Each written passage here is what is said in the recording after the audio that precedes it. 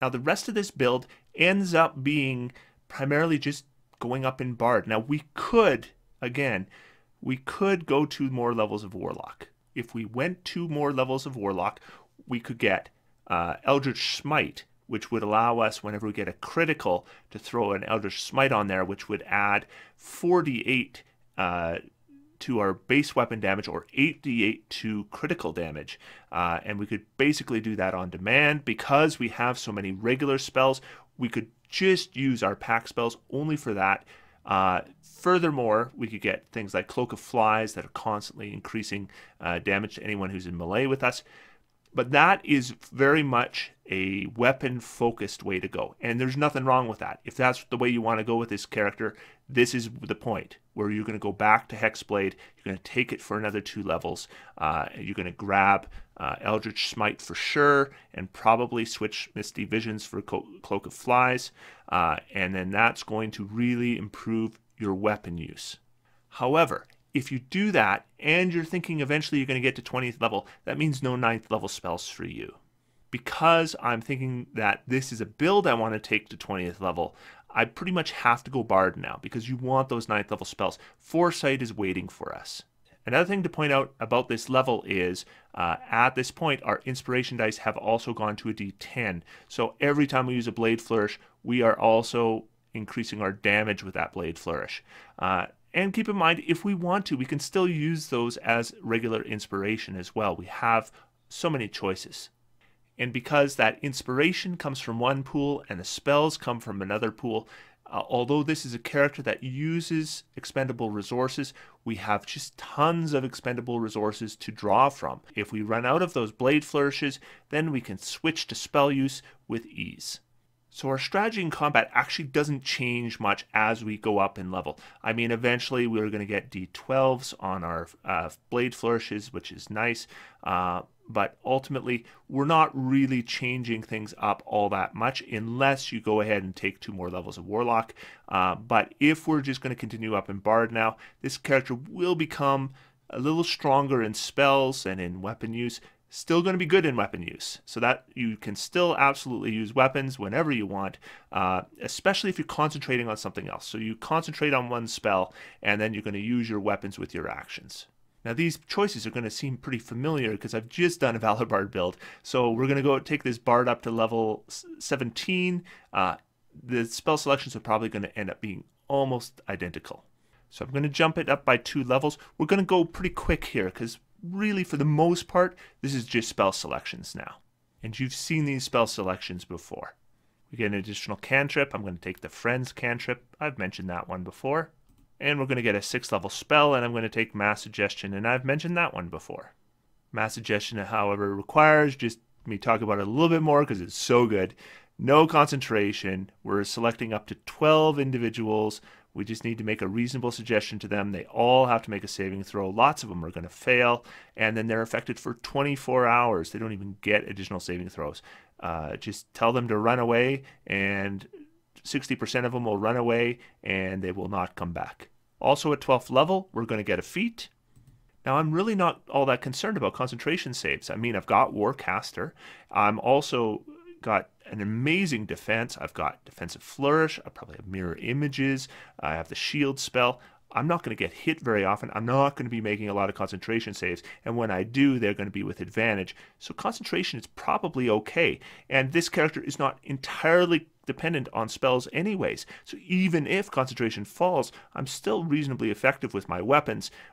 So this isn't a huge problem. I'm not going to worry about stacking things that are all based on concentration, as I might if this character was a full straight caster. One possibility at this level is to take Sharpshooter, but keep in mind that if you do take Sharpshooter, this is really a specialization.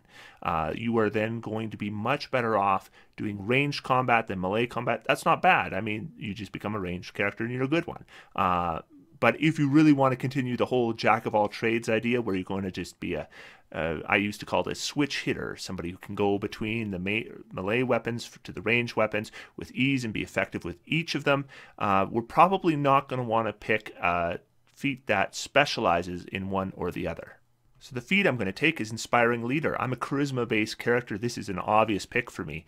By spending 10 minutes, I can choose up to 6 friendly creatures. They each gain temporary hit points equal to my level plus my charisma modifier.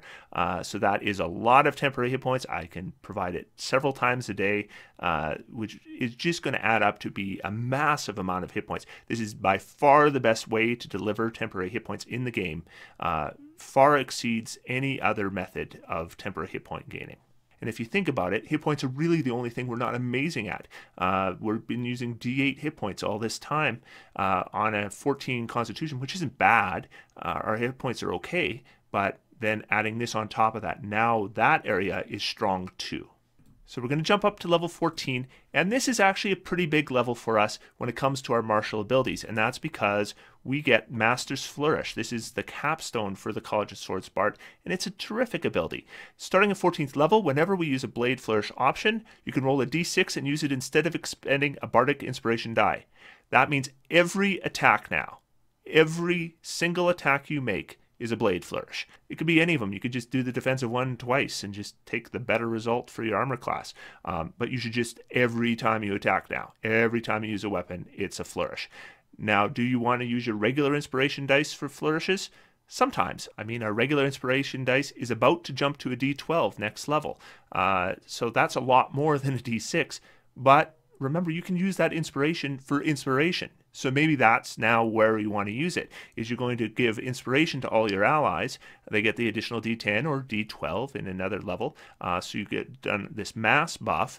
You can do it every time you short rest, and every attack you make is still going to have the flourish option. And if you are in trouble, then you're going to use your higher die type to get, of course, the better defense. Then we get our magical secrets at 14th level. Magical Secrets at 14th level is better than Magical Secrets at 10th level because there are some fantastic options here. The options that I'm going to grab are Contingency and Simulacrum. Both just, it's insanely good. And I'm loving Simulacrum with this character. So the first to talk about is Contingency. We're going to choose a spell of 5th level or lower that we can cast that has a casting time of 1 action and that can target you.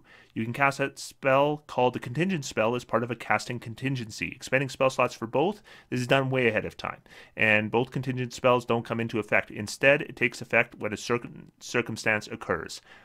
So I like to throw either a Dimension Door or an Autoluke's Resilient Sphere onto a contingency. Now, I don't have Autoluke's Resilient Sphere, but I do have access to Dimension Door. This is probably the point where I'm going to be switching Improved Invisibility for Dimension Door, specifically so that I have the option to use it with a contingency. Then what I want to do is come up with something like maybe a certain hit point threshold I reach, or maybe it's just a command word I say, or maybe it's just when I'm hit with an attack, then the contingency takes effect, and then I can move myself and maybe somebody else away from the action, and I can do it when it's not my turn. It doesn't take a reaction, doesn't take anything. So contingency is just a great defense spell that you can do in off time, and it just layers your one more level of defense plus one more level of mobility on a character that's already strong in those areas. And Simulacrum, the best 7th level spell in the game. You shape an illusory duplicate of one beast or humanoid that's within range for the entire casting time of the spell. You do it on yourself. The duplicate is a creature, partially real, formed of ice or snow. It can take actions, otherwise be affected as a normal creature. It appears to be the same as the original, but it has half the creature's maximum hit points. It is formed without any equipment, so you give it some equipment. This creature, of course, can summon a packed weapon, so really all you need is to give it some armor. Otherwise, the illusion has all the statistics of the creature it duplicates, except that it's a construct. It's friendly to us, it obeys our spoken commands, it can cast my spells, it can use my blade flourishes, it can use my packed weapon abilities. This is basically another me. It's doubling everything up. If we talk about action economy, Simulacrum changes the game. It's super powerful. And one of the main reasons why you like to play wizards. But of course, because we're playing a bard and we have magical secrets, we can tap into some of that fantastic power that wizards have. And because my character is good with weapons and with spells, the Simulacrum also has that versatility, which means we can now fit 2 entirely different portions of the party in terms of what we do. I am going to get 1 additional spell. I'm going to grab a 7th level spell, and the spell I'll grab is Force Cage. I talked about this again with my Valor Bard build. It's a non-concentration, just win a fight kind of spell. So it's kind of an obvious choice at this level, I think. Now at level 16 Bard, keep in mind this is level 19 for this character, we now get an 8th level spell. And I mentioned this in the Valor Bard video, but people have told me Glibness is a reasonable choice because you can use it with counterspell and dispel magic to ensure automatic successes on them. And it, of course, does not require your concentration to maintain. If you want to be using your 8th level slot to ensure a counterspell or dispel magic, I might point out that you could just use an 8th level spell to cast a counterspell and it will work. Only once, but if that is really coming up that often, maybe Glibness is a good choice for you. Personally, I would prefer to have something that is going to do something a little different for me. I'm liking Mind Blank. It's kind of just another buff I can throw on myself, make myself even more powerful, make myself even better defensively than I was before. And we get another feat at 16th level. I'm just going to take Lucky. I don't think there's any particular feat that really stands out at this level, and whenever you're in that situation, Lucky is always the right choice. And finally, we get our 9th level spell. I think Foresight's a fairly obvious choice here because this is a character that is still using weapons. Getting that advantage on every attack is a big deal, and then being able to add on disadvantage on everything against you. Of course, we know Foresight's the best buff in the game. Good choice at this level. With my Valor Bard, I took True Polymorph instead. There were reasons specifically for that to do with that character being a spellcaster primarily. Because this character is a Gish, Foresight makes more sense. Now again, the reason I went with Bard for 17 levels instead of taking extra Hexblade was specifically to get to that 9th level spell slot. If you're not going to get to 20th level, strongly consider taking those 4th and 5th level of Hexblade at some point in order to get those additional things. I don't think Bard is giving you a whole lot between level 14 and level 17, so you could definitely shave 2 levels off there. You're not going to have your Mind Blank, big deal. You're okay without that. So if you want to make it a little stronger in that regard, I'd be inclined to do that. Now, if you're going to go to 20th level, you want your 9th level spell. So because I'm making this build up to 20th level, that's why I'm taking Bard 17 rather than taking 2 extra Hexblade. But if I was going to even 19th level, I'd be inclined to go with the Hexblade. Still, this is an amazing character. Look at this. 143 hit points, plus I'm going to have Inspiring Leader on top of that. Can use Longbow, can use melee weapons really well. Keep in mind that I've taken Longsword here. Didn't have to be a Longsword. If we find a magic mace that's really good, then I can use a mace. Total versatility that way. The only thing I can't really use is a two-handed weapon. Keep in mind this is a spellcaster capable of casting 9th level spells plus additional pack slots. So tons of spell slots. I've got tons of inspiration slots. Plus I'm getting Blade Flourish on every attack I make. Great skills.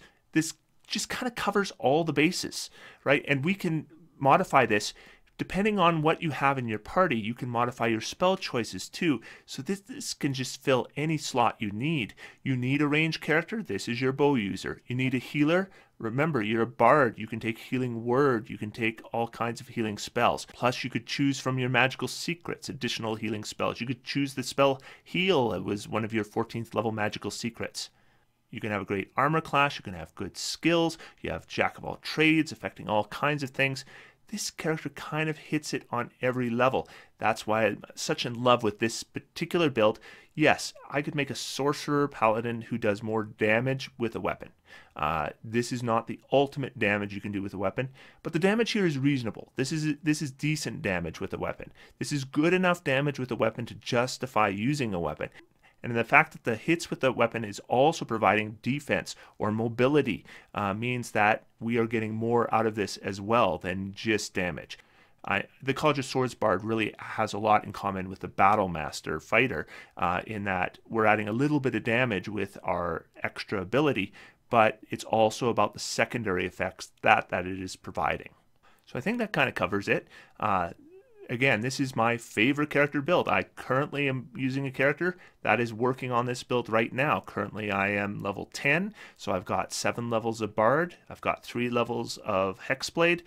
waiting for that 8th level to get my charisma up to 20, and all those levels right there. So many good things are coming in my future here in the next few levels. This character really comes together at those levels particularly. So that's it. The ultimate jack of all trades. There it is. Hope you enjoyed it. I'm all done, and I'm going to sit back and relax, and I'm going to have some fun, because D&D's for everyone. Thanks, guys, and I'll see you next time.